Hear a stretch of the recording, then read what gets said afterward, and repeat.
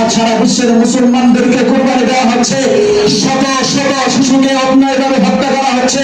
হযরত ইব্রাহিম আলাইহিস সালাতু ওয়াস সালামের মতো সমাজ গড়ার জন্য, প্রকৃত সমাজ গড়ার জন্য জীবনপণ সংগ্রাম চালিয়ে যেতে হবে। অন্যায়ের বিরুদ্ধে মুখ খুলতে হবে, স্বার্থপরতার বিরুদ্ধে প্রতিবাদ করতে হবে, প্রয়োজনে প্রতিরোধ করে করতে হবে ইনশাআল্লাহ। মুহতারাম হাজিরিন, ইসলামী পরিভাষায় কুরবানি বলা হয় আল্লাহ পাকের সন্তুষ্টি লাভের উদ্দেশ্যে প্রাণী জবাই করাকে। কুরবানি একটি আনন্দের বিষয়, কুরবানি একটি আত্মতৃপ্তির বিষয়। যার মনে প্রেম আছে, আবেগ আছে, ভালোবাসা আছে, তাকে কুরবানির বাস্তবতা বলে বোঝাতে হয় না। একজন মানুষের মনে যখন কারো প্রতি ভালোবাসার উত্তাল তরঙ্গ সৃষ্টি হয়, যখন সে কারো প্রতি ভালোবাসার আসক্ত হয়ে পড়ে, প্রেমাস্পদকে ছাড়া নিজের ভিন্ন অস্তিত্ব কল্পনা করতে পারে না। প্রেমাস্পদের মাঝে নিজের জান, মান, সম্মান, অর্থ, সম্পদ সবকিছু বিলীন করার মাঝেই সে আনন্দ খুঁজে পায়, আত্মতৃপ্তি খুঁজে পায়। মুহতারাম হাজিরিন, এর নামই হচ্ছে কুরবানি।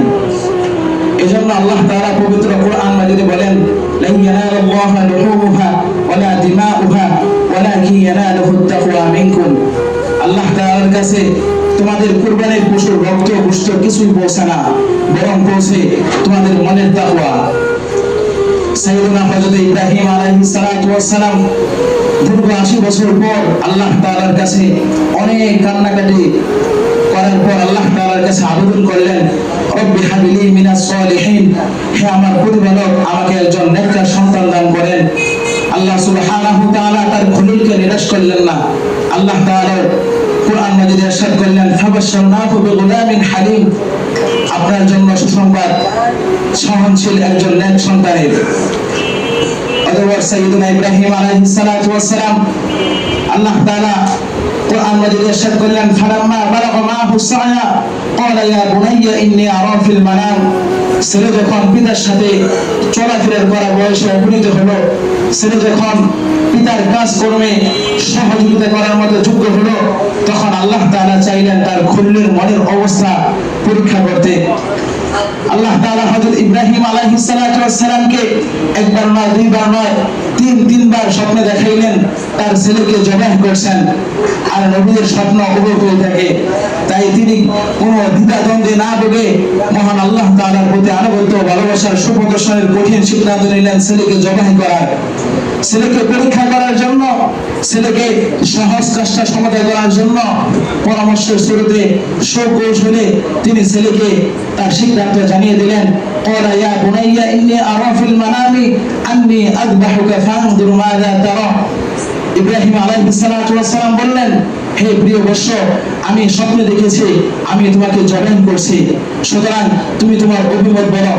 যোগ্য পিতার যোগ্য সন্তান হযরত ইসমাঈল আলাইহিস সালাতু ওয়াস সালাম পিছিয়ে নেই, যে তরুণ অনন্ত সুখ আনন্দ এখনো অনুভব করেনি, যে বয়সে বুকে থাকে হাজারো রঙিন স্বপ্ন, থাকে সফল ভবিষ্যৎ গড়ার বাসনা, সে সব কিছুকে বিসর্জন দিয়ে মহান আল্লাহ পাকের আদেশ পালনে উৎসাহিত হয়ে তিনি তার পিতাকে জানিয়ে দিলেন, ইয়া আবাতি ফাআল মা তুমার সাতাজিদুনি ইনশাআল্লাহু মিনাস সাবিরিন।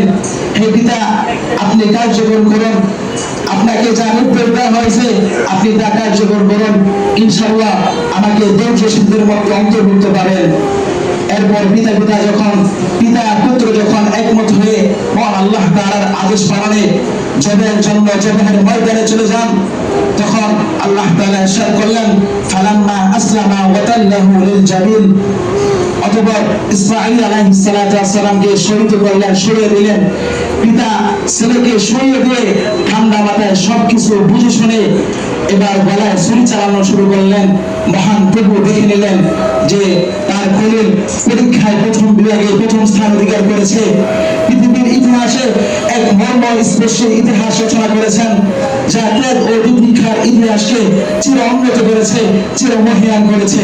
মুহতারাম হাজির, আজ শুধুমাত্র কুরবানির ইতিহাস নিয়ে আলোচনা করলে চলবে না, এর বাস্তব শিক্ষা আমাদের ব্যক্তি জীবনে, আমাদের পারিবারিক সামাজিক জীবনে, বিশেষভাবে রাষ্ট্রীয় জীবনে প্রতিষ্ঠিত করার জন্য সবাইকে এগিয়ে আসতে হবে।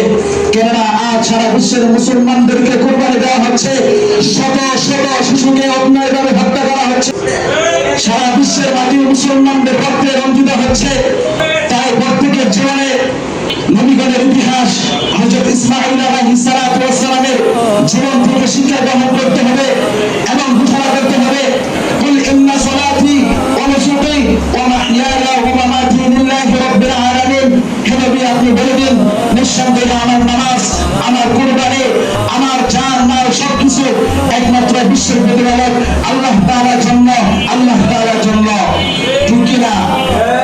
মুহতারাম হাজিরিন, আজ শুধু সিনিয়র সিমকে জানি নয়, বরং হযরত ইব্রাহিম আলাইহিস সালাতু ওয়াস সালামের মতো সমাজ গড়ার জন্য, প্রকৃত সমাজ গড়ার জন্য জীবনপণ সংগ্রাম চালিয়ে যেতে হবে। অন্যায়ের বিরুদ্ধে মুখ খুলতে হবে, স্বার্থপরতার বিরুদ্ধে প্রতিবাদ করতে হবে, প্রয়োজনে প্রতিরোধ করে করতে হবে ইনশাআল্লাহ। পরিশেষে আমি আমার বক্তৃতার ইতি টানতে চাই। আমি আমার বক্তৃতাকে কবিতার মাধ্যমে শেষ করতে চাই। ইব্রাহিমী ঈমান যদি হয় কোথাও বিদ্যমান, অগ্নিকুণ্ড হতে পারে খুশসুরত এক পুষ্পদান। ওয়া আখিরু দাওয়ানা আলহামদুলিল্লাহি রাব্বিল আলামিন।